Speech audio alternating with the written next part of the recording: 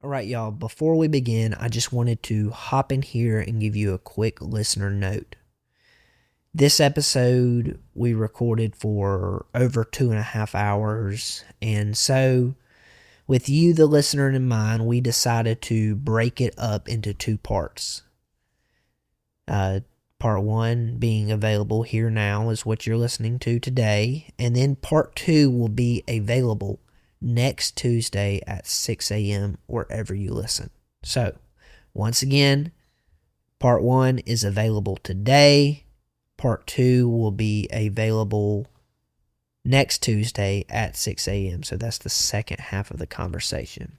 And then lastly, we did get into some pretty heavy topics in this episode, so please listen with care. Today's guest is the Next Gen Student Ministries pastor at Oak Hill Baptist Church. He is a husband, a father, and a follower of Jesus Christ. His story covers everything from childhood trauma to his encounter with Christ, all the way up to current day in his ministry now. So without further ado, please welcome my friend, Mr. Raymond Carrillo.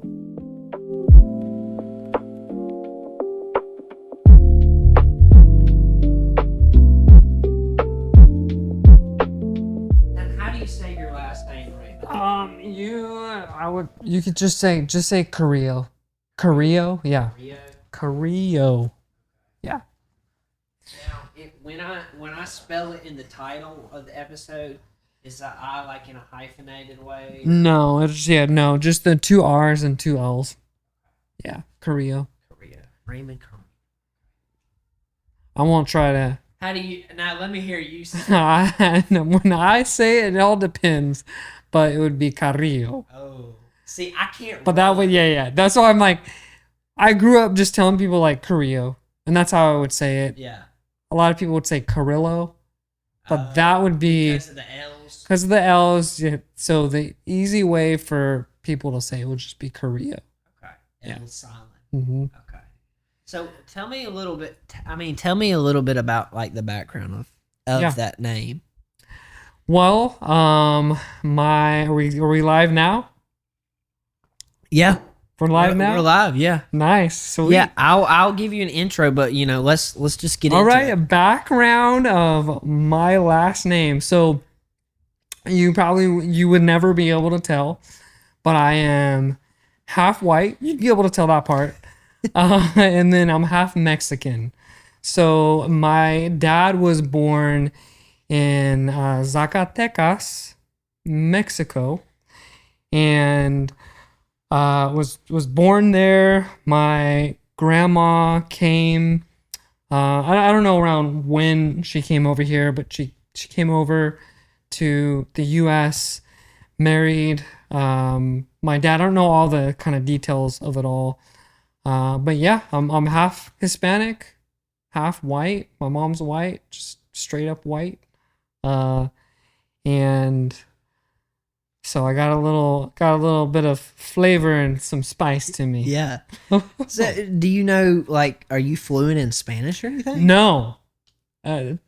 Shamefully, I'm not fluent in Spanish. I wish I was, but I can pick up on a few words here and there.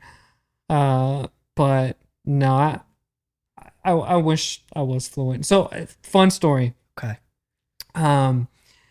My dad is also not fluent in Spanish because when he was younger, this is the story we were told.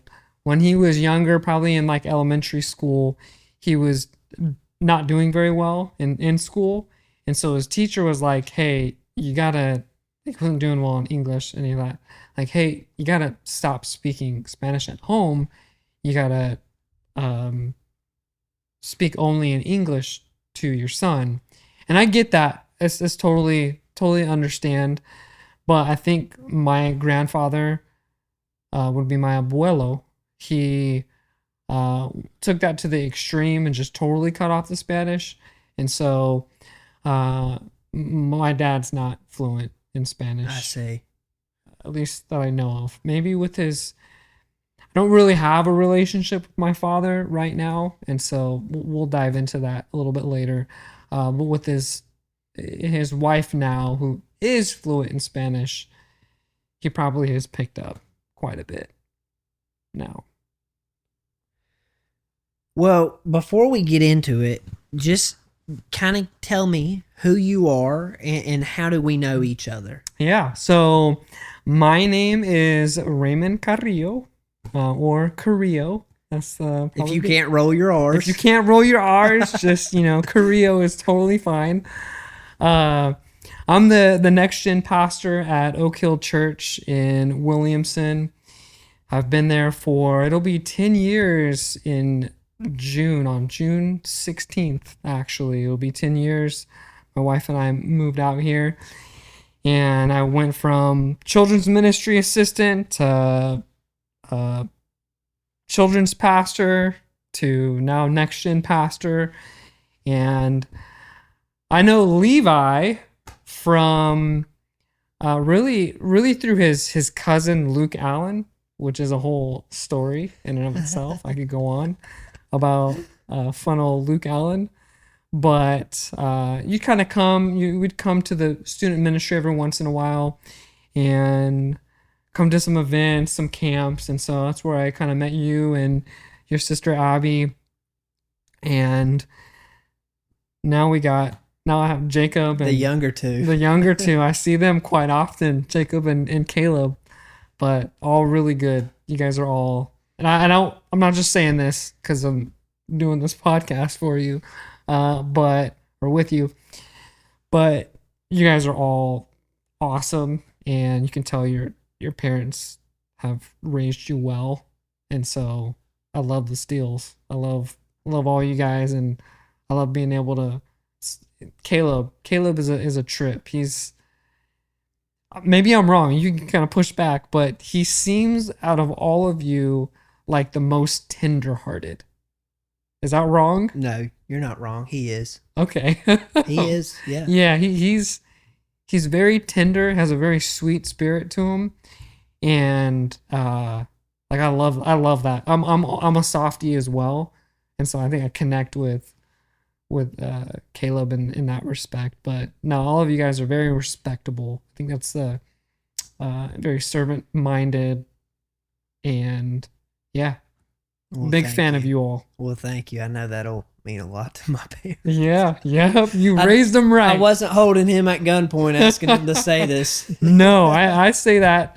I've said that to a lot of different people, how much I love you guys, your family, and so yeah. Well, I gotta ask this: of the two, the older two, me and my sister, and then Jacob and Caleb, right. Who are the more tame bunch? Who do you have to get? Who did you have to get onto less?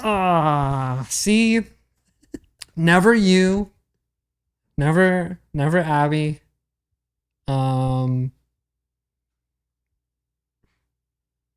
Between Jacob, it honestly would be between Jacob and Caleb, and I might say maybe Caleb. I again, this is just in my experiences, but he's tender-hearted. He's sweet. He has a tender spirit, but also, he could be a little wild sometimes too. Now I could be wrong, but also Jacob too. Oh, yeah. I've also seen Jacob be a little wild, so it might be a toss up between the two, but maybe Caleb. Well, it doesn't change at home. They're wide open all of the time, So I guess that's what you get. 15-year-old, 17-year-old. Yeah. I will say, look, I'll just to kind of maybe encourage, I'll say Jacob too. We had a serve day recently for our church. So what we did is we went to my neighborhood, Stonebriar, and we have a lot of different cultures there. We have a lot of, just different people, and probably a lot of lost people. And so we did a serve day where we did kind of a block party. We had hamburgers, hot dogs. My house was kind of like the host spot over in the grass dividers. And I wanted to get some boys to go around and just ask people if we can mow their lawn, just as a way to like to connect, to bless, and really kind of be a light. And your brother was one of the first people that's like, Pastor Raymond, like, hey, like I got a mower, I got all this stuff. I want to do this. You don't have to worry about gas money. Like I got it. I just want to help out. And so that's what I mean. I think you guys are all very servant minded as well. And so I appreciate that Well, thank about you guys. So Thank you. yeah, man.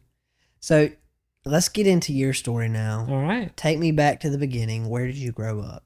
So I was born in San Diego, California. San Diego, California. I was born Balboa Naval Hospital. So my dad is retired Navy, and so I was born there, and really spent a lot of my childhood just kind of all up and down the West Coast.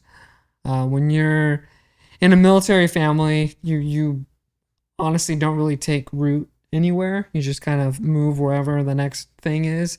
And so we've lived in Southern California, Northern California, like Sacramento area, lived in Washington for a while, Oregon. And so I've really kind of been all up West Coast. And yeah, you want me to go into like, I guess, religious background, Yeah. upbringing, that type of Go stuff. ahead. So my mom, I've always known my mom to be like a follower of Christ, very strong in her faith. And my father, though, not a believer, maybe would say, like, if you were to ask him where he leans, probably would be Christian, but also at the same time, that would just be something he puts on a piece of paper. And so, dad, not a believer. And so I kind of grew up in this weird situation where it's like my mom would want us to go to church. She would go to church for kind of throughout my childhood and bring us. But my dad very sporadically might come. Maybe remember him being at church like once or twice, but it was really just a mom thing. Me, mom, and my brothers. And so kind of grew up, I wouldn't say like in the church. Like you grew up in the church probably every Sunday. I mean, for the most part, things like that. That was not my story. It was kind of grew up as in like Christian influences, but I wouldn't say I grew up in the church, if that makes sense. So it's more like sporadic attendance. And high school, in and out of church. And it wasn't really until after like college that I really kind of surrendered. But Now, was there ever like this sort of pressure to like pick a side between your mom and your dad? that's a good question. So was there ever any pressure? I don't think so.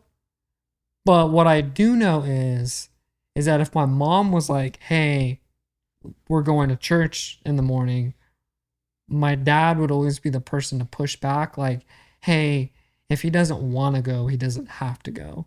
So there wasn't necessarily like a pressure, but that was a weird situation to be in. Just as a kid, it's like, well, my mom wants me to do the same. My dad seems really like nonchalant, like he doesn't really care. And so I wouldn't say there was pressure to pick a side, but there was just some weird moments, I guess. How did that dynamic kind of form your worldview as a child, or how you viewed God? Yeah. It's also a good question. I don't know that it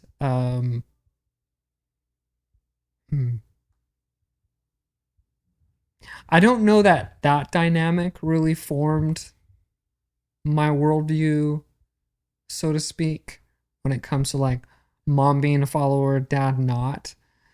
It was just more of a weird dynamic. I can't tell you what did kind of influence my worldview and honestly even influence how I view even some of the struggles I have now, like as a follower of Christ, that have kind of come from my upbringing. I could go into that, or we can save that for another question.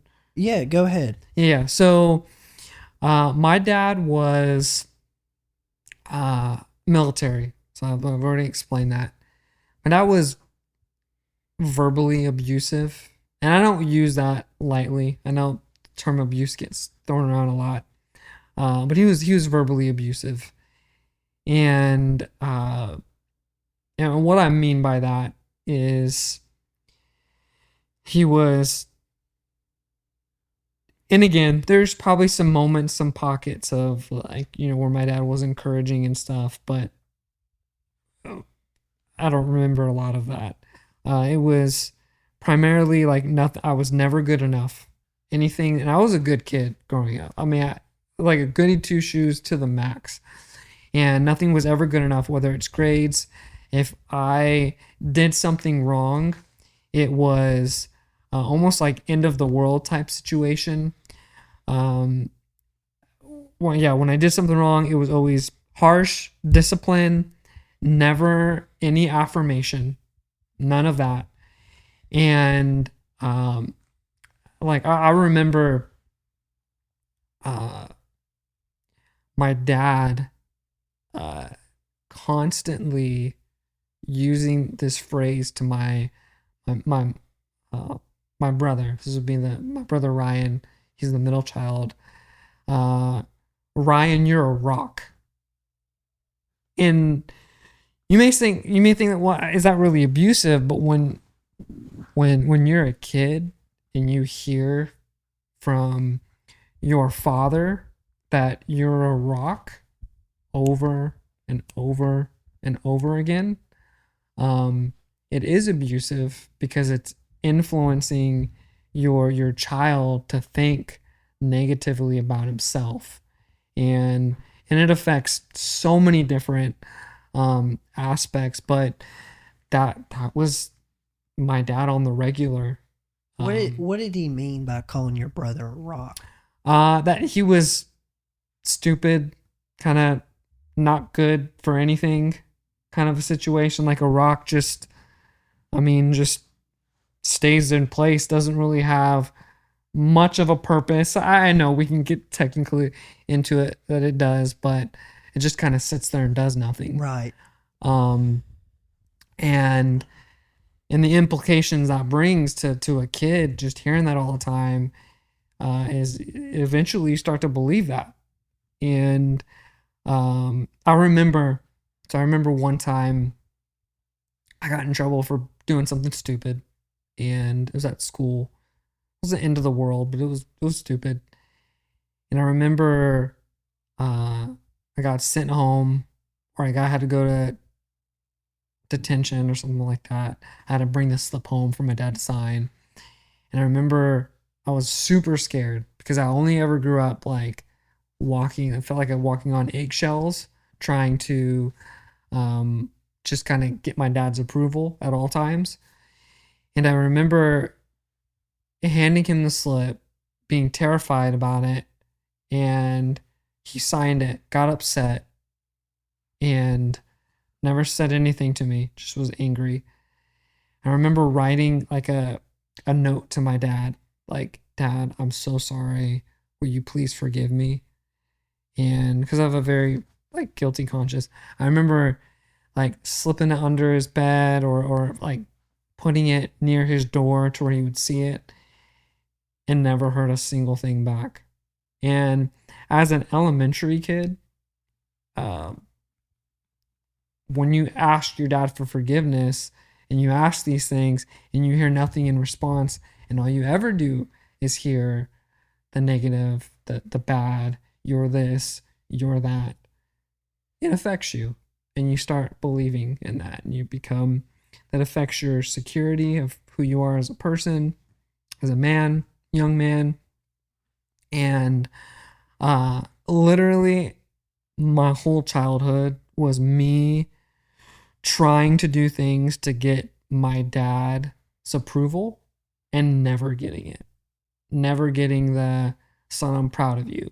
Son, if you think you can do that, I believe in you and you can do that. It was negative, negative, you can't, you're not good enough, negative, negative.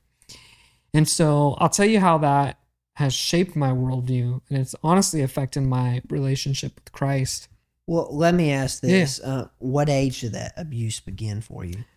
It was kind of it's all a blur, just kind of my whole childhood, and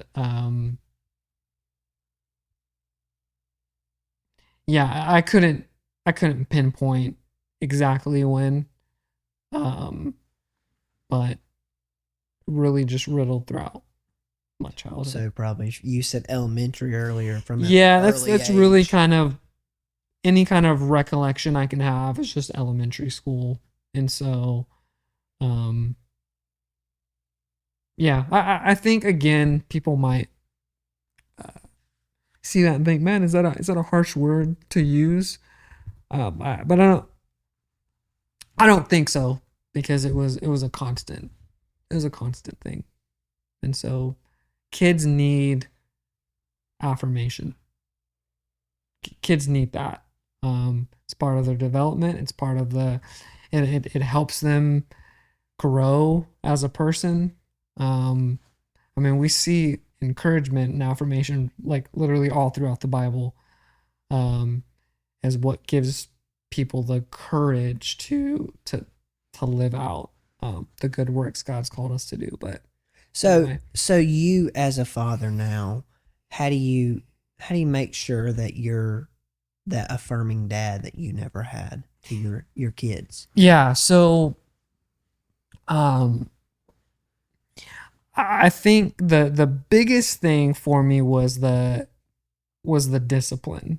The discipline was always, you did something wrong, I'm angry at you, and that's it.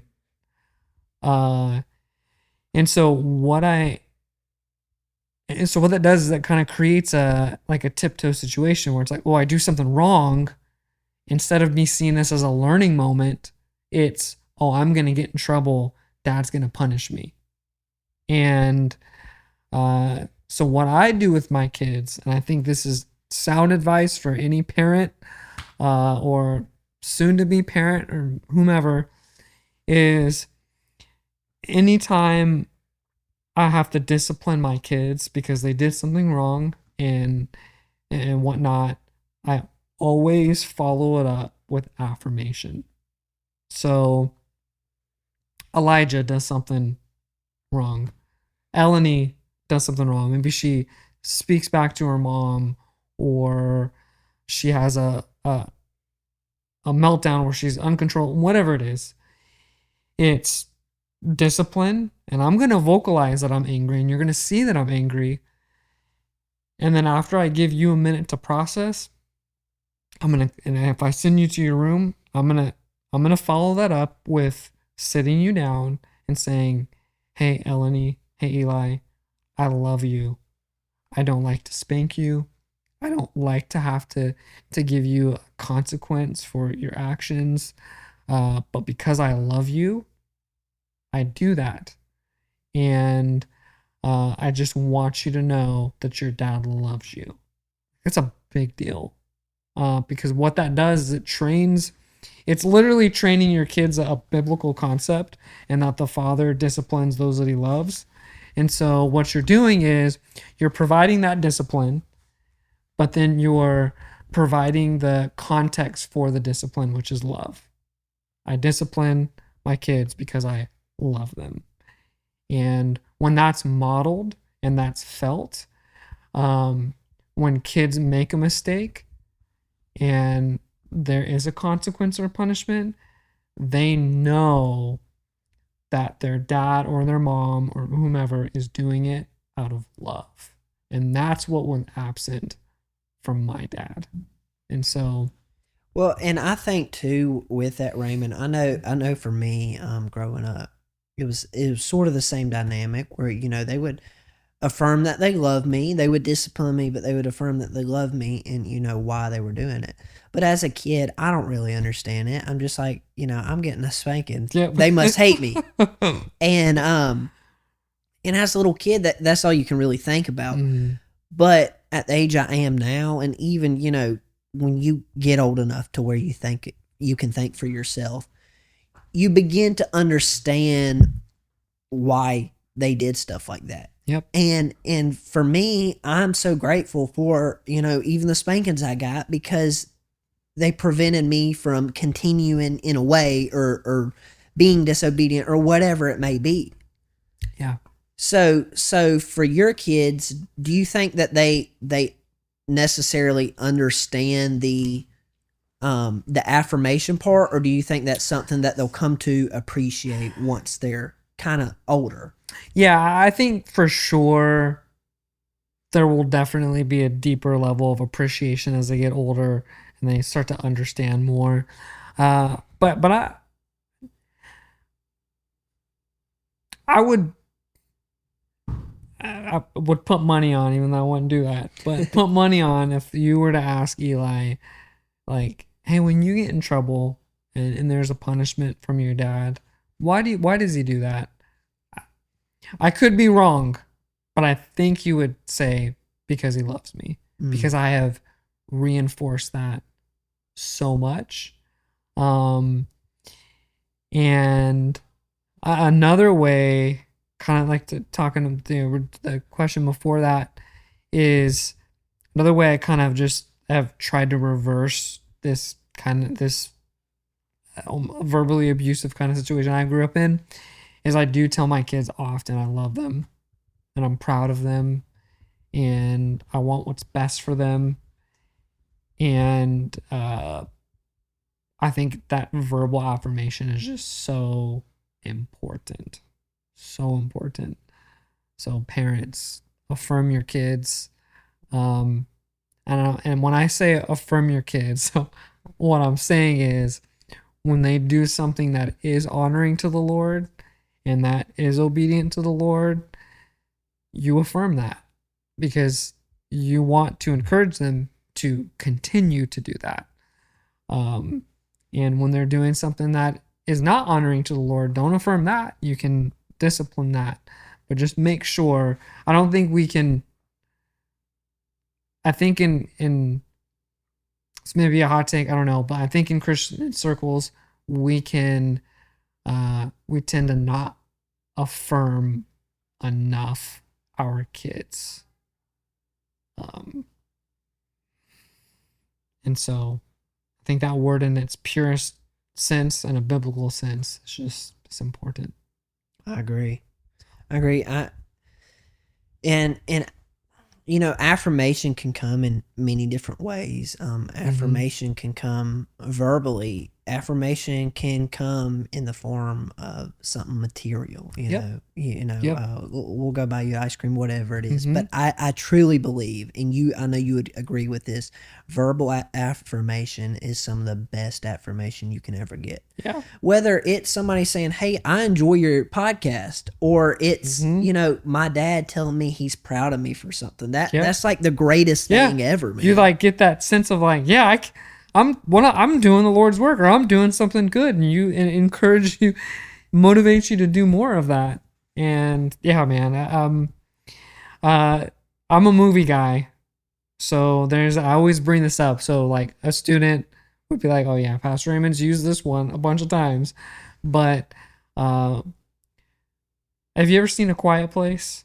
Have not. Okay, maybe we talked about we need to have you over for a movie night. Maybe we'll watch A Quiet Place. Okay. I think A Quiet Place is probably the most part one. Is this a horror movie? It's more like sci-fi. Okay. Sci-fi thriller. Okay. I don't think it's gonna give you nightmares if that's what you're worried about. I don't do horror movies.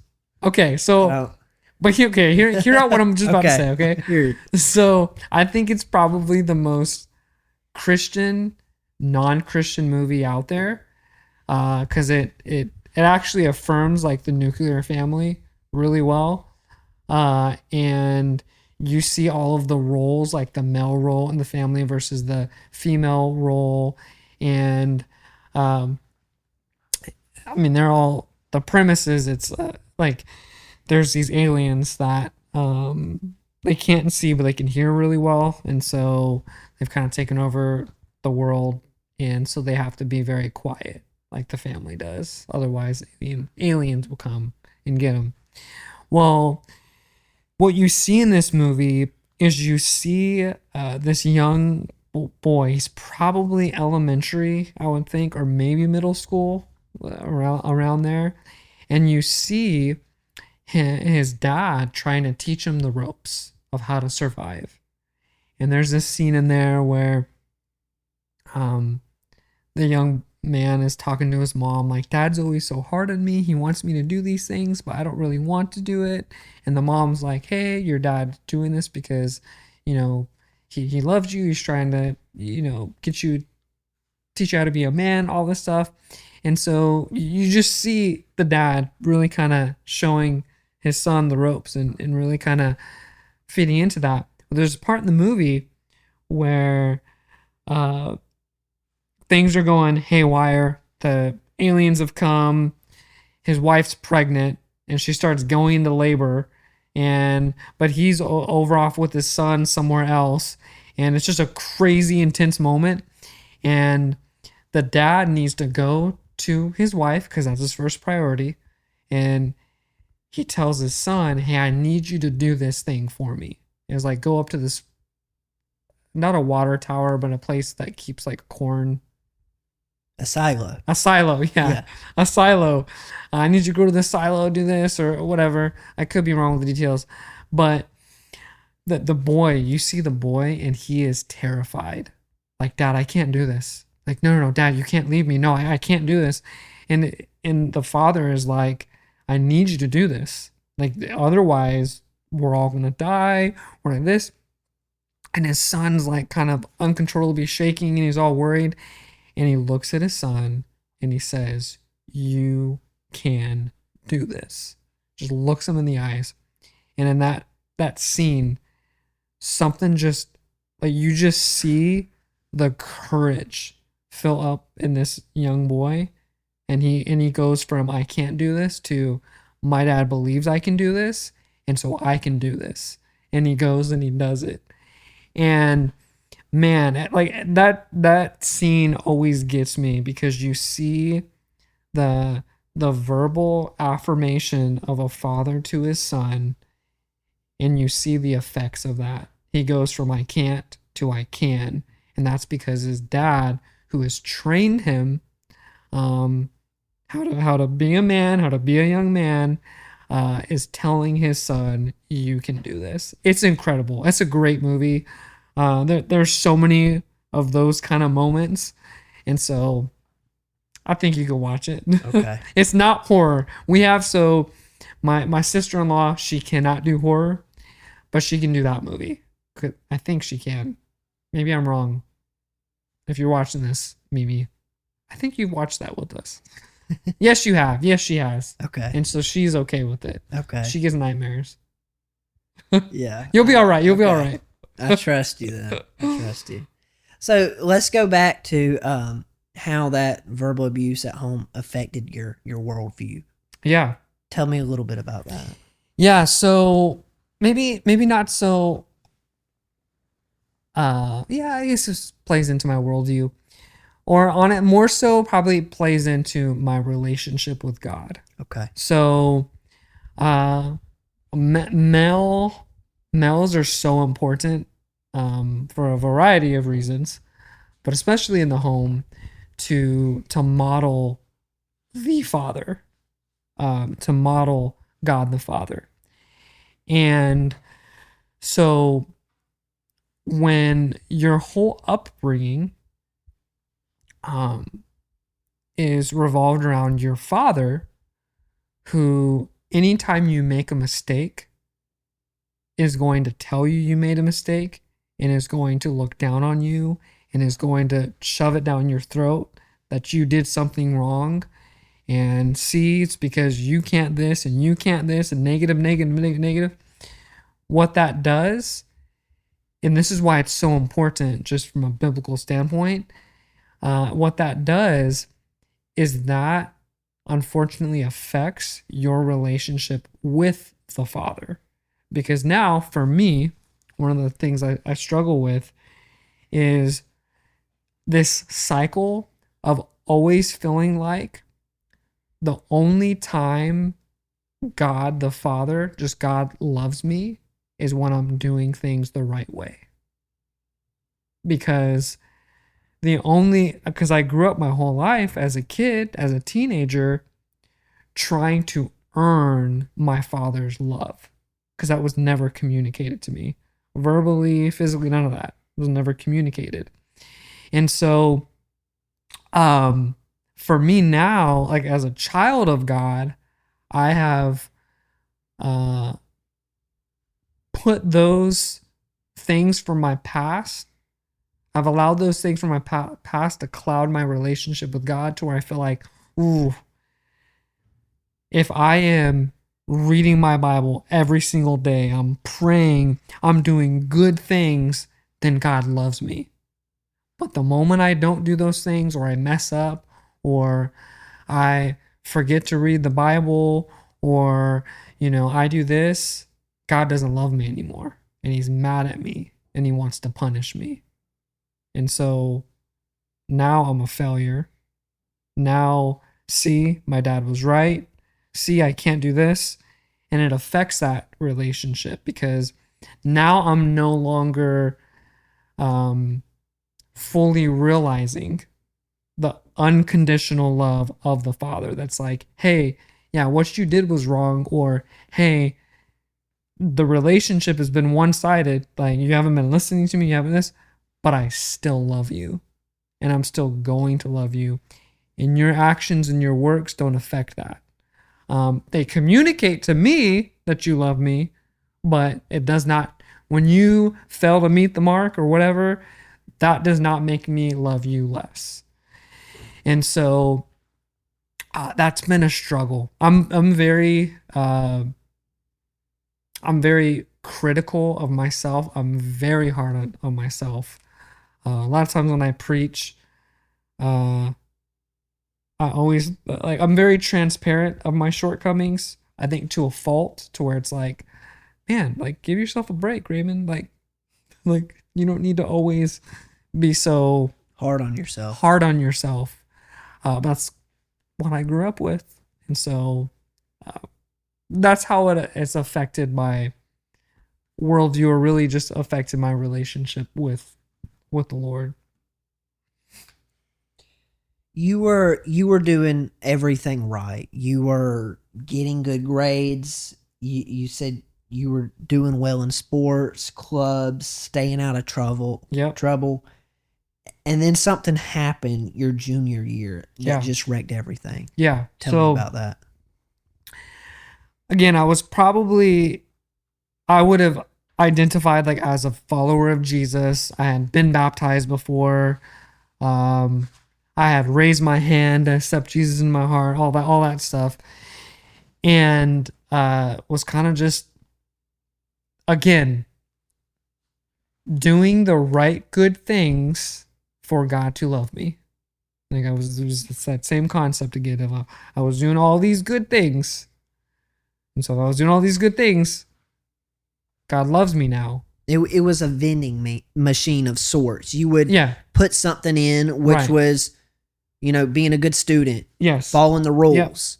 And you would get something out in return, God's love. All to just, because I was trying to gain my Father's love, but also gain the love of God, the Father, the Father. And so doing all these good things. Well, my junior year, I overheard my parents arguing, and it kind of sounded like maybe my dad was being unfaithful to my mom. It's like, this girl or that. And so they were just arguing, getting really upset, and overheard this argument. My dad, he I vividly remember where I was in this moment. We're living in Menifee, California, which is between San Diego and like LA, Orange County area. And my dad said, "Hey, son, did you overhear this argument from your mom and I?" I was like, "Yeah, Dad. Yeah, I did." He said, "Well, hey, I just want you to know," and he looked me right in the eyes. He said, "I just want you to know I would never cheat on your mom because I love you and your brothers so much." And for somebody who grew up never hearing from his father, "Hey, son, I love you. Hey, son, I love you," um, that was a big deal for me. Because remember, I've grown up my whole childhood was trying to earn the love of my dad. So in that moment, when he looked me in the eyes and he told me that, I think it was maybe sophomore year, maybe junior. When he told me that, my dad's right. My mom's wrong. Something's up. She's crazy or something. I don't know. But my dad told me he loves me and he would never do that. So fast forward a month or so, and my buddy and I are at the mall watching or going to watch a movie because that was the thing to do. Just by the way, we hung out at the mall because there was girls there, and so you'd hang out, and there was a movie theater, so we went. We watched to go to watch a movie, and my buddy's in the car, and he says, "Hey, stay in the car," and he gets out of the car. And we're in the parking lot, and he starts walking somewhere. I'm like, "What's going on?" And a minute or so later, I see my dad kind of walk in the parking lot, and he has a girl with him, a lady with him, and he's holding her hand. And I'm like, "That's not my mom." And I remember panicking and just being totally just disoriented. And I remember like tucking under my car so he couldn't see me and just being absolutely crushed. And my buddy told me, "Yeah, I saw him, but I jumped out of the car because I wanted to see if it was actually him." And I remember I went home that night and I was in my bed. I called my Theo, so it's my uncle from my dad's side of the family, and I just started weeping and just telling him what happened. And I was that rocked me to the core. And probably about a year afterwards, my senior year of high school, I was like, "Hey, I've been doing all the right things. I've been like getting good grades, staying out of trouble. I never smoked, drank in my life. Everyone, like, anytime I go to friends' houses, like, I was the good kid. Like, didn't do any of the foolishness my friends were doing, like, in sports and all that. And this is what I get? Like, I get to experience this? I might as well just live however I want to then, because clearly it doesn't matter." And out of that hurt, when I got into my first year of college, I think, yeah, first year of college, I just started. Um, my wild side is probably very tame compared to other people's story. But I remember just throwing parties at my house, or my mom's house. After my parents got a divorce, obviously, and um, I got into smoking a lot of pot for a while in college, and I was had a girlfriend that I was sleeping with, and I just kind of just lived how I wanted, but I was a very hurt person. because I felt like I did all these things for God, and he allowed me to go through such a that's pretty traumatic for a for a sophomore, junior in high school to see that through dad. It's just pretty traumatic. Did you become angry at God? I was very angry. I was very angry. Probably at that time, I would have said, I wouldn't have called myself an atheist per se, but I was highly skeptical. And if God was out there, the God of the Bible, I didn't really want anything to do with him. It was one of those things. But at the core, I knew God was real. I knew who God was. I was angry at God. And so I wanted to do what I wanted to do. So walk me through that anger. Why were you angry at him? Did you feel like it was his fault that it had turned out this way, that your dad had cheated on your mom? Walk me through that. Yeah, I think in my foolishness, I probably would have been like, yeah, it was his fault. Or even just like, okay, he's sovereign, he's in control, he's all knowing, he's all this. So why couldn't he have just stopped my mom or stopped my dad from doing that? I mean, he can do all things, right? So like, why would this happen to me? It's very selfish of me to think that way, but that was my headspace, at least. So, yeah. So you graduated high school in 2008, and then you headed to Cal State Fullerton University. Mm-hmm. Orange County. And you said you were trying to numb the pain through all different types of stuff. Yep. Just real marijuana, alcohol, partying, my girlfriend, all that. And in this, your mom was still trying to persistently get you to come to church. What were some things that you would say to maybe keep her at arm's length, or keep Christianity in general at arm's length? Yeah. She would, because she, obviously for her, this was also very traumatic, but this was going on for a while. Something I kind of found out after the fact. It's been going on for a while. This wasn't the first time. And so for her, it was very traumatic because my dad was also emotionally abusive to her, very controlling. She couldn't hang out with it. Like, can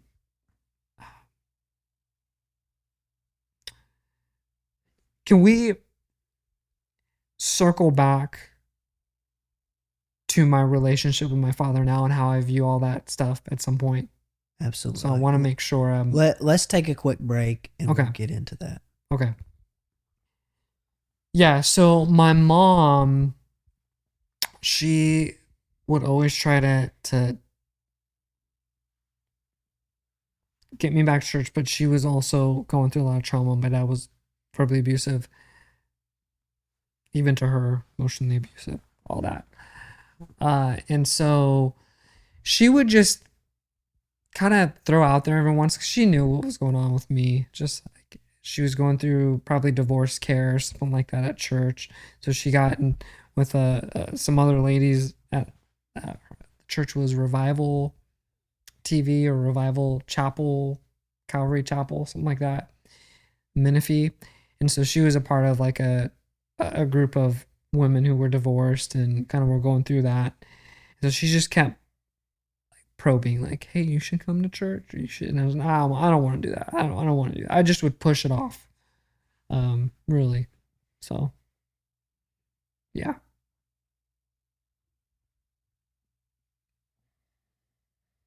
What was that low point for you? Like, what finally made you say, okay, I'll go to church? Mm-hmm. That's just a really cool, crazy story, but I threw a party while my mom was gone at my house. A lot of drinking. I was drunk, and a friend at the time was over. His name was Kelly. And I remember he was a Christian. And I remember him, or on my couch, I'm like about to pass out. And he's like, hey, you need to. And I'm telling him, I was one of those people, I get drunk. I'm going on and on about all my issues and all that stuff. And so he says, hey, we should go to church in the morning. I'm like, I don't want to go to church. And he keeps kind of bringing that up. We should go to the church in the morning. I said, look, Kelly, no, you're right. I do need to go to church. I do want to go to church. But I'm telling you right now, in the morning, I am not going to want to get up. So you will have to drag me off out of the bed, out of this couch to get me to church. And he did that. And that's when the Lord really started to plant seeds in my heart, really started to soften my heart. And I started going to church a little bit more, like here and there. And you want me to just go right into? And then I was at a church service in Orange County, and the pastor was just talking about how God uses ordinary people. Talk about the ordinary disciples to do extraordinary things for his kingdom. And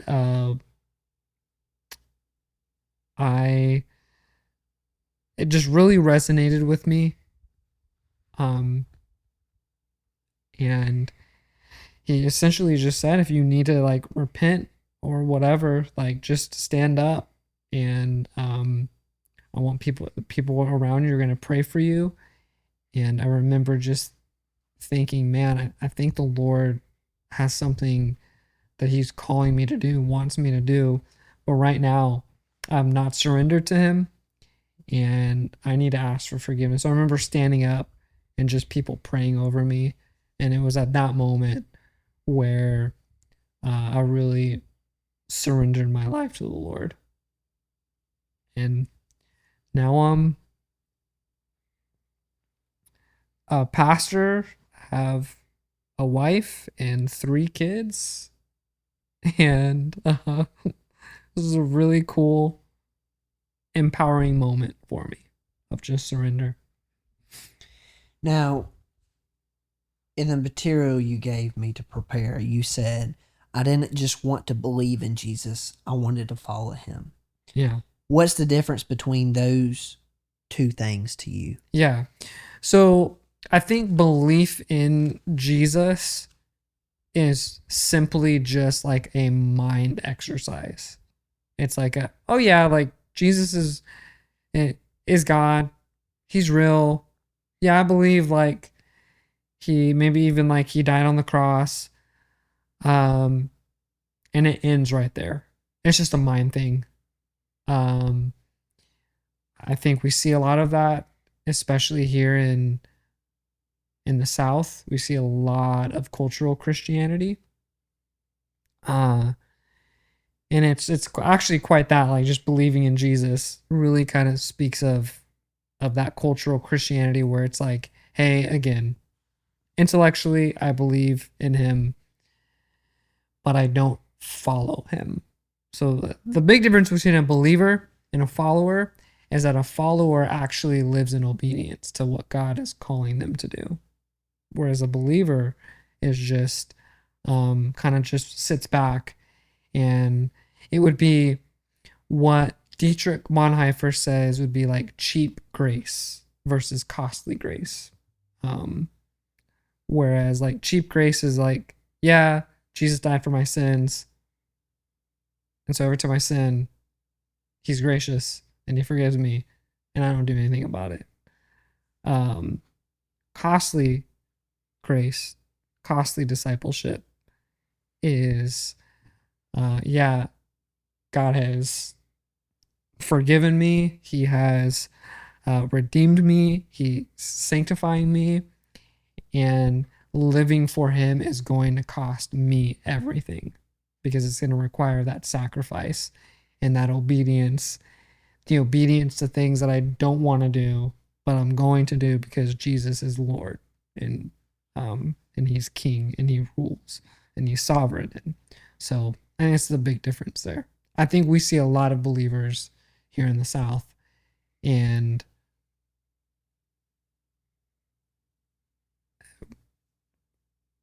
we see a lot of believers out here in the South, and sometimes they look like they're actually followers of Jesus, but they're not. And when you start to probe and ask them questions, it kind of gets exposed. So normally, when I approach somebody, what I ask them is not, are you a believer in Jesus, or are you a believer? Because a lot of time they'll be like, oh yeah, yeah, my granddaddy, or my mammy, or whatever, like, oh yeah, I grew up going to church. I'm like, I didn't ask that. Or I'm not trying to get at that. What I try to ask is, are you a follower of Jesus? Because the response to that, to saying yes to that, implies to me an active faith and an active obedience. If that makes sense.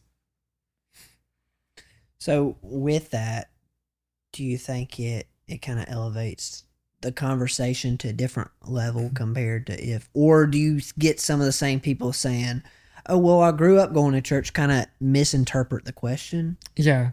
No. I think what it does, we have this thing at our church. It's called Discover Oak Hill, where we get to sit down with people who are wanting to become members, and we have to ask them about their story. And so I'll use that phrase, like, when did you become a follower of Jesus?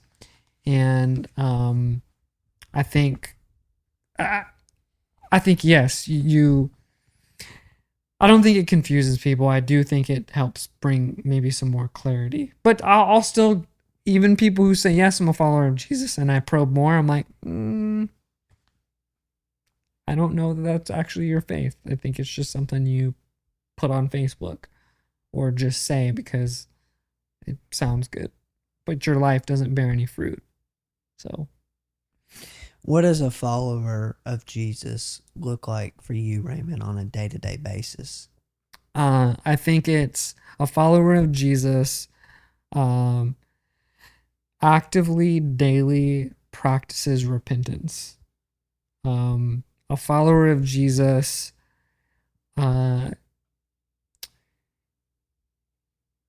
preaches the gospel to himself or herself daily.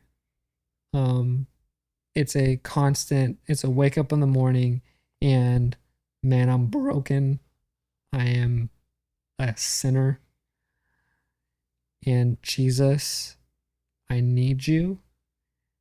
And I need your grace to help me walk in the good works which you prepared for me today. So it's a daily preaching the gospel. It's a daily repentance. That's what a follower of Jesus looks like.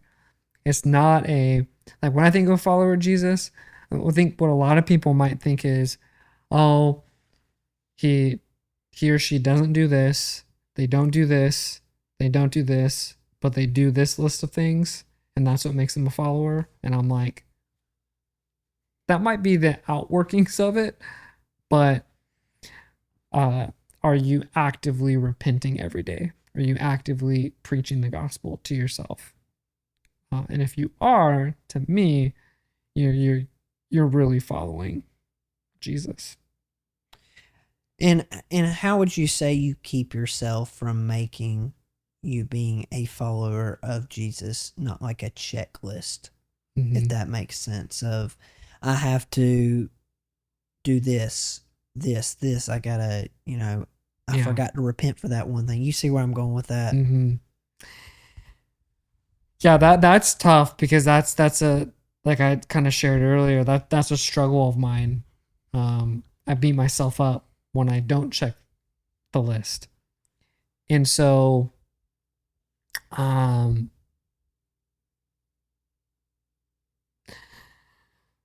can you repeat that question again? How do you How, keep it from? how do you keep following Jesus daily from becoming like a checklist Yeah. of the mundane of I have to do A, B, C, D before I go to sleep tonight? Okay. Uh, I really do think it goes back to preaching the gospel to yourself, of just, hey, remember that your salvation was not a product of your works. And so, why in the world would you think that your sanctification is all a product of your works as well? Because it's not. It's a product of the grace of God. It's always the grace of God. And so, um, I really have to daily remind myself uh, to be empowered by His grace to kind of get through the day, and to remind myself in those moments I do fall short, but God's grace is sufficient. God's grace is sufficient. And so, um, I my salvation is not reliant upon my good works or my spiritual checklist of things that I need to do. It's not to minimize those things, because they are important, they are necessities, but um, they're never the end. If that makes sense.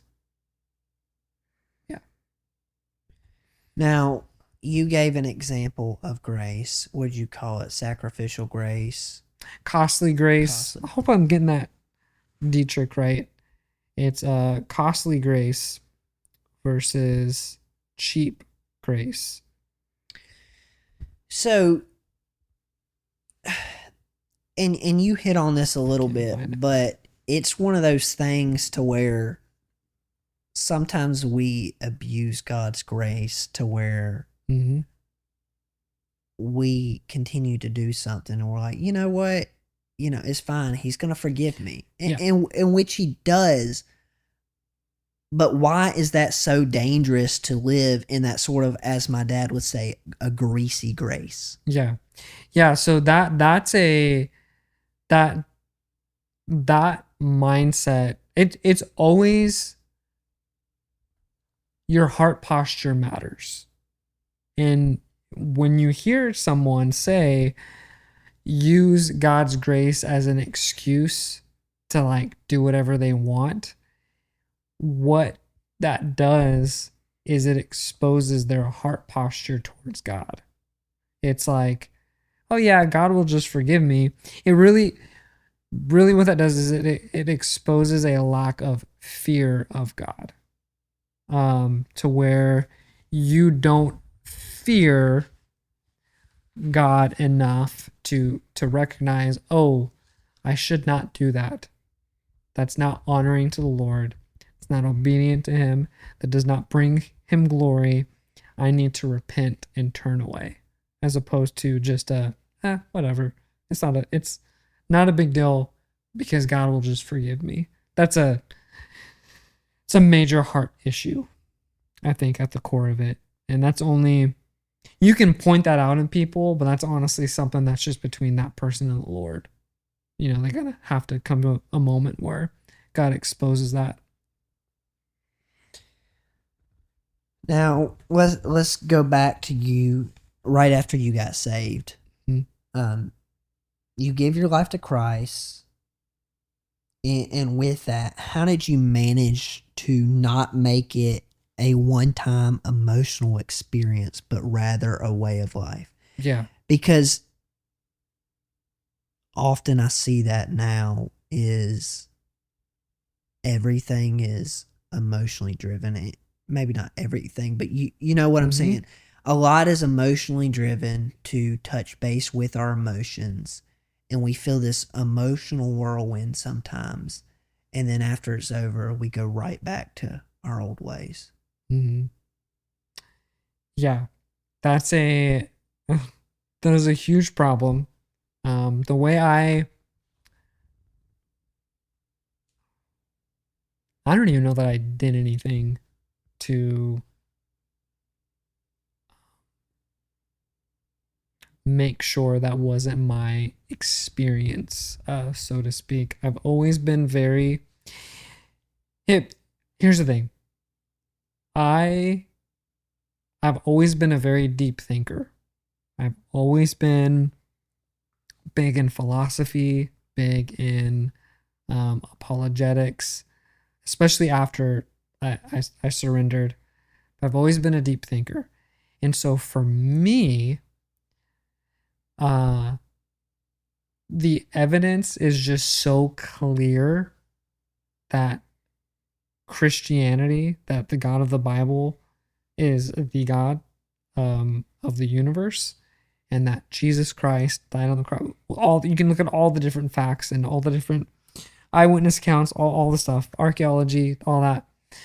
And so for me, it's always been a like having a hard time explaining this one. It's always been just a like this is the truth. And so yeah, I have the emotion side of it, but like this is the truth. And so I'm responding to this truth, and I'm not going to be swayed necessarily by my emotional state, because I just the way I see things very black and white. It's very hard for me. My wife lives a little bit more in the gray and likes to push back a little bit on stuff. So I'm just very black and white. And so I don't know that I actively did anything to prevent me from that just being an emotional experience, because I'm not very emotionally driven, if that makes sense. In general, I have big emotions. Don't get me wrong. But when it comes to stuff like that, I just like, it's just is what it is. It's the truth. So there's no like me responding emotionally to the love of Jesus. Like it's, yeah, like just responding that. Yeah. So sorry, I don't know if I answered that super well, but no, that's a hard one for me to. It's understandable.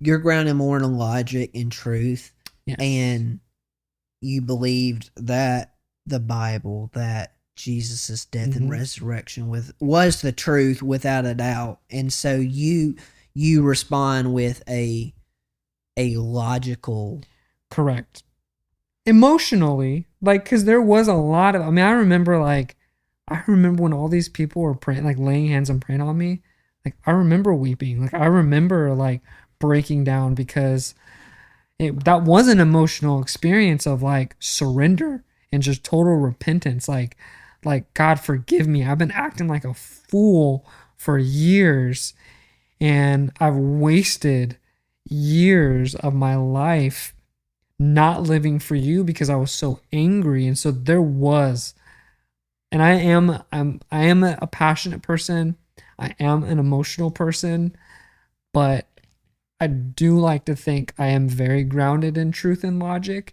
And so yeah, you didn't let your emotions carry you. No. They were a byproduct of the truth that I received. But your truth wasn't grounded in those emotions you felt. No. They were grounded in the truth of God's word, yep, and his death and resurrection. And the emotions were just a byproduct of that. And so I just my preaching style in general, I'm not a big altar call person in the sense of like raise your hand if you want to surrender, even though I responded to somebody saying stand up if you feel like God is calling you to be used by him. I don't think that's wrong. My just own conviction is more like, hey, if you have business to do with the Lord, you just go to the Lord and deal with it. You don't need me. You don't need me to pray a prayer or to repeat a prayer with me. Like, you just go to the Lord, and He knows what you need to repent of. Like, so just let's not include me in just I think we can emotionally manipulate um, people into making a decision or asking Jesus into their heart, which that's a whole nother topic we could talk about for a long time. But my style is a little bit more, I'll preach the truth, allow you to respond, but I just want you to respond yourself, if that makes sense. Right. Now, you mentioned apologetics and you went all in on understanding your faith. Where did that hunger for apologetics and worldview come from? Yeah, so like I said, I've always been very logic minded. I've always been a deep thinker. So I was one of those kids that was always hanging out with the older kids because I was also very mature for my age, and I was always thinking through things logically and trying to break them down logically. And so that's just the way God's hardwired me from the get-go at a young age. And so when I first surrendered to the Lord, I would be like, truthfully, I'm like, well, I want to know why I believe what I believe. I want to know like all of the details. I want to know what are the different arguments for God. What are the, like, from a philosophical standpoint.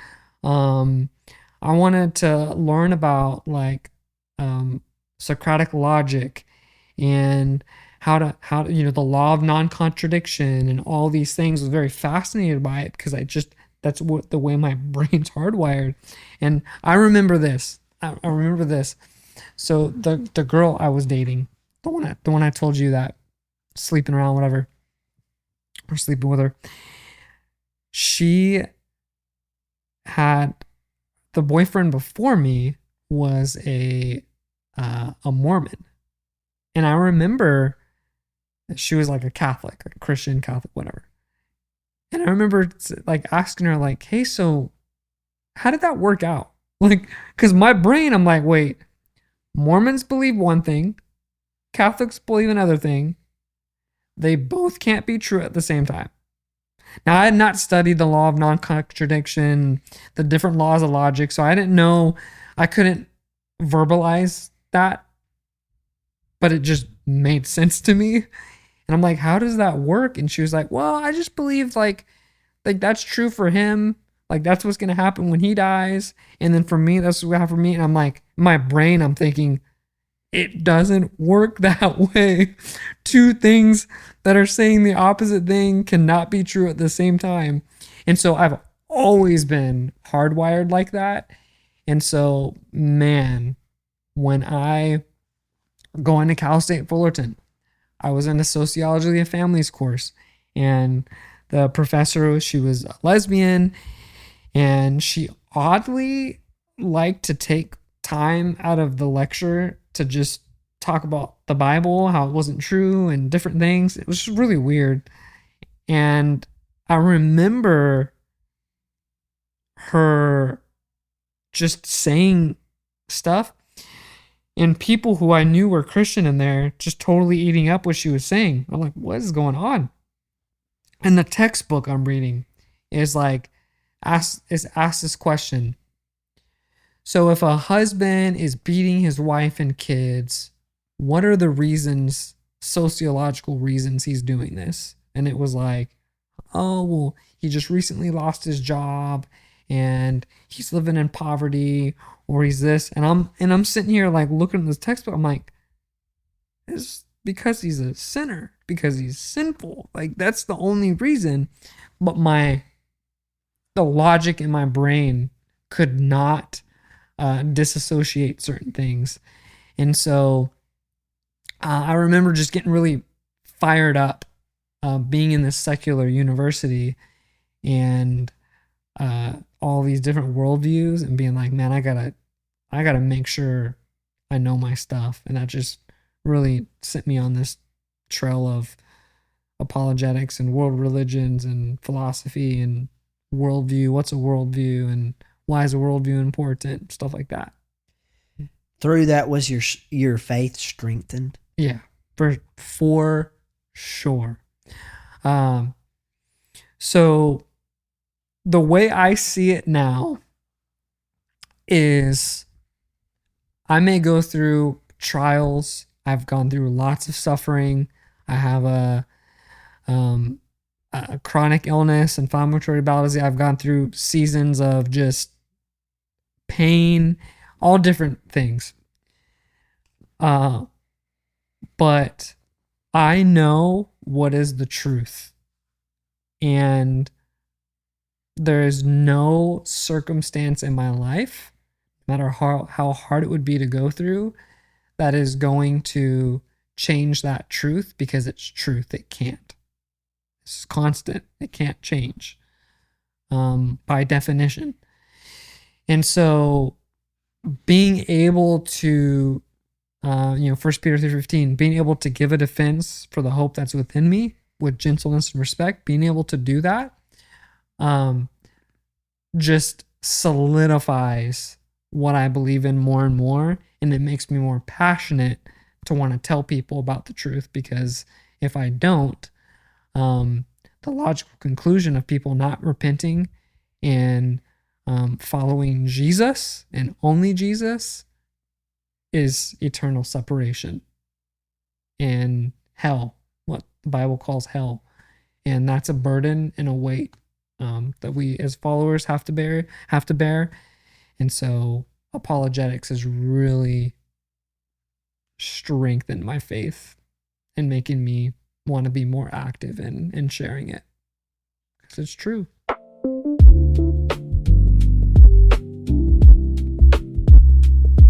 If you found any value whatsoever in today's episode or any of our previous ones, head on over to YouTube and subscribe. Once you're done there, go to wherever you listen from. So this could be Spotify, Apple Podcasts, Amazon Music, or YouTube Music. Follow the show there. And if you're feeling extra generous, give it a 5-star review. All of this collectively ensures that more people will hear the show. So, thank you, and we'll see you next week.